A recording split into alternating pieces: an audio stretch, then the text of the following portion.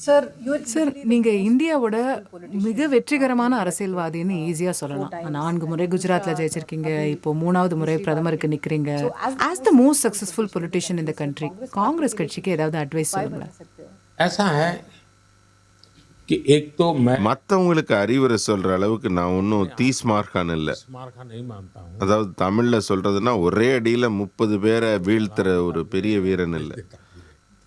அரசியல்ல ஒரு மாணவன் அப்படிங்கிற முறையில நான் புரிஞ்சுக்கிட்டது என்னன்னா, காங்கிரஸ்ல பல மூத்த தலைவர்கள் இன்னும் இருக்காங்க. அவங்கெல்லாம் ரொம்ப அனுபவம் வாய்ந்தவங்க, காங்கிரஸின் அடிப்படை கொள்கை பற்றி நல்லா தெரிஞ்சவங்க. आचार विचार இந்த காங்கிரஸ்காரங்களை எல்லாம் மூலையில உட்காத்தி வச்சிருக்கோம். இப்ப இருக்கிற காங்கிரஸ்காரங்க उन्हीं के அவங்க சொல்றதெல்லாம் கேட்டா போதும், காங்கிரஸ்க்கு தன்னால நல்லது நடக்கும். उनको सुनना அவங்களுக்கு ஏன் அறிவுரை எல்லாம் தேவையில்லை. शुरू कर दे. அவங்க கட்சிக்குள்ளேயே பல அறிவாளிகள் இருக்கிறார்கள், நல்லவங்க எல்லாம் இருக்காங்க. அவங்க சொன்னதை கேட்டா போதும், காங்கிரஸ்க்கு நல்லது நடக்கும். वे अगर उनको थोड़ा पूछ लिया जाए ना, तो भी कांग्रेस का भला हो जाए.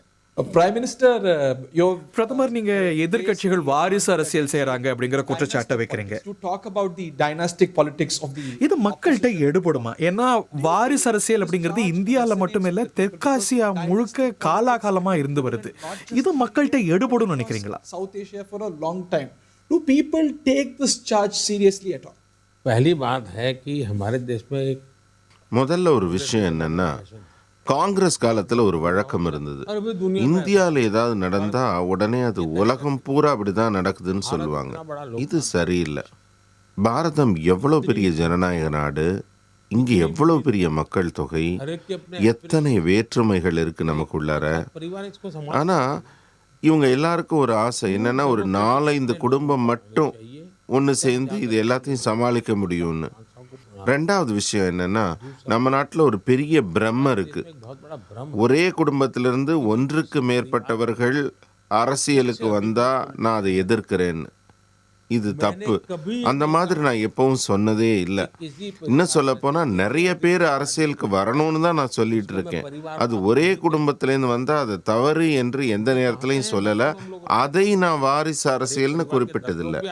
ஆனால் कभी नहीं कहा. ஒரு அரசியல் கட்சியையே ஒரு குடும்பம் நடத்துது என்றால், அந்த கட்சியின் அனைத்து முடிவுகளையும் அந்த குடும்பம் மட்டும் எடுக்கிறது என்றால், அந்த கட்சியின் அடுத்த தலைமுறை தான் அதோட பொறுப்புக்கு வருது என்றால், அதைத்தான் நான் குடும்ப ஆட்சி, வாரிசு ஆட்சின்னு சொல்றேன். ஏன்னா அங்க ஜனநாயகமே இல்லை. அந்த கட்சியை சேர்ந்த எத்தனை அறிவாளிகள், புத்திசாலிகள், திறமை உள்ளவர்கள் இருந்தாலும் அவங்களெல்லாம் மேல வர முடியாது.